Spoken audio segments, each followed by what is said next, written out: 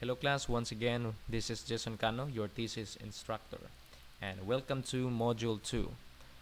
So in this segment, we are going to discuss what are the things that you need to do after that your title is being approved by our Dean. So keep in touch, don't forget to take notes or take a screenshot so that you will have a guide. So first, we will discuss about what are the learning outcomes of this segment. So at the end of this segment, you should be able to first understand the proper research activity flow. The second one, recognize the appropriate way to communicate with a thesis advisor and instructor, as well as your statistician. And lastly, appreciate the importance of following the instructions to avoid possible problems. So this, we will discuss about the research activity flow. So I believe that all your thesis titles from group 1 until group 12, your thesis titles are already been approved by our dean. So what are the next step that you need to do?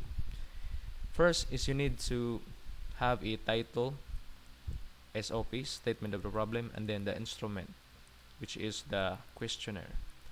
So but before that, this is the example of your proposed title form that is been approved by our dean.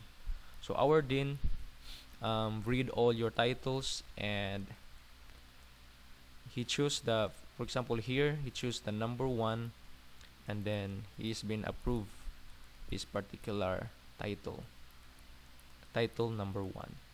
So after your title is being approved, you need to create title, SOP and the instrument.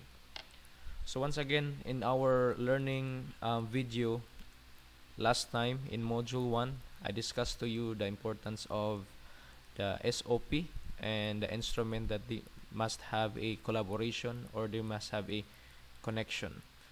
So first, this is the example format of our titles in the cover page, and then the next page would be the statement of the problem. Make sure that you follow the format, especially the spacing and the indentation. Okay, and then you need also to pass a survey questionnaire. So this is the example of the survey questionnaire. So when you submit your paper, this must be in a one file: the cover page, the SOP, and the instruments. So after you will come up with a title, SOP, and instrument, you need to submit it first to your thesis advisor. Okay, again, once you already come up with your title, SOP, and instrument, you need to submit the documents to your thesis advisor. Okay, just ask your the email of your thesis advisor. Again, please, this is an example of an email. Please make sure that you will put a title, SOP, and instrument in the subject section of the email, and then write the appropriate communication with your advisor. And then don't forget to include attachment before sending.